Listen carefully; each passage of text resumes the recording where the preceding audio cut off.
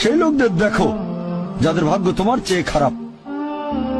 সেই সব লোককে দেখো না যারা তোমার চেয়ে বেশি ভাগ্যবান। তা না হলে তোমরা আল্লাহ তাআলাকে স্মরণ করায় অবহেলা করতে পারো, তা না হলে প্রতিপালকের প্রতি অকৃতজ্ঞ হয়ে যেতে পারো। তাহলে নবী বলেছেন তাদেরকে দেখো যাদের ভাগ্য খারাপ। তখন আপনি বলছেন আচ্ছা, এই লোকটার তো কোনো গাড়ি নেই, আমার একটা মারুতি অন্তত আছে।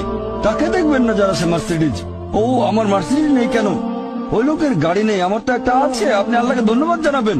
যখন মার্সিডিজ গাড়ির মালিকের সাথে নিজেকে তুলনা করবেন, ও আমার কেন মার্সিডিজ গাড়ি দিলেন না, তাদেরকে দেখবেন যাদের ভাগ্য খারাপ।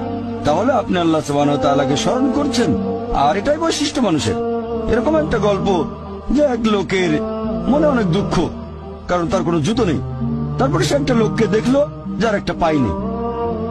লোকটা অভিযোগ করতো আল্লাহর কাছে যে জুতো নেই, আল্লাহর কাছে অভিযোগ করতো আমার কোনো জুতো নেই। তারপর সেই লোকটাকে দেখলো যার একটা পা নেই। তখন সে আল্লাহকে ধন্যবাদ জানালো, আমার অন্তত দুটো পা আছে। তাহলে সন্তুষ্ট হওয়া একটা পরীক্ষা। আমাদের নবী মুহাম্মদ সাল্লাল্লাহু আলাইহি ওয়াসাল্লাম বলেছেন, এটা আছে সহিহ বুখারীতে খণ্ড নম্বর ৮, যে সত্যিকারের সম্পদ হচ্ছে সন্তুষ্ট হওয়া, ধন সম্পত্তি নয়।